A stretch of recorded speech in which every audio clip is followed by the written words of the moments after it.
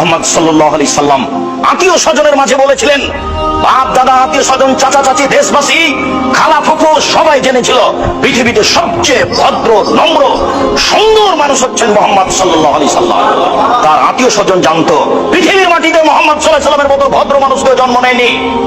আনাস রাদিয়াল্লাহু তাআলা আনহু বলেন, আল্লাহর নবীর বাড়িতে আমি 10 বছর কাজের লোক হিসেবে ছিলাম। 10 বছরের মধ্যে তিনি বলেননি লেমা কুতা লেমা ফালতা, এটা করলে কেন, এটা বললে কেন। এত বড় ভদ্র মানুষ আমি জীবনে কোনোদিন দেখিনি। এই ভদ্র মানুষ সবার প্রিয় মানুষ, প্রিয় আত্মীয় স্বজনের কাছে বলেছিলেন আল্লাহ একজন সপ্তম আকাশের উপরে আছে। জাতির জনগণের আত্মীয় স্বজনের আল্লাহ ছিল 360 জন। আল্লাহ যদি ছেড়ে দিতে বলেন তাহলে মানুষ মেনে নেয় কি করবে। তাই তো মানুষ বলেছিল এ কি যেমন তেমন আশ্চর্য, এ কি যেমন তেমন পথ, আল্লাহুস সামাদ। আরে অন্তত কেউ তো 3 জন মাবুদ মানে, এ বলছে 3 জনও নয়, মাত্র একজন সপ্তম আকাশের উপরে থাকে। কেমনে মারা যায়? একে হত্যা করতে হবে, নেহায়েত না হয় দেশ থেকে তাড়িয়ে দিতে হবে, নইলে জেলখানায় বন্দী করতে হবে, তিনটের যে কোনো একটা করতে হবে, এটাই তাদের সিদ্ধান্ত।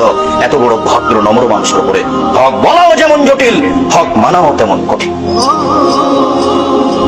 আবু হুরায়রা রাদিয়াল্লাহু তাআলা আনহু বলেন, রাসূল সাল্লাল্লাহু আলাইহি ওয়াসাল্লাম বলেছেন, ইয়াতি আলান নাসি জামানুন লা ইয়ালিন নাস মা খাজা মিনহু আমিনাল হালাল আমিনাল হারাম। মানুষের উপরে অচিরে একটা সময় চলে আসছে যে সময়ে মানুষ পয়সা উপার্জন করবে কিন্তু বিবেচনা করতে পারবে না বা করবে না এটা বৈধ না অবৈধ। সেই সময় এখন মানুষ পয়সা উপার্জন করছে।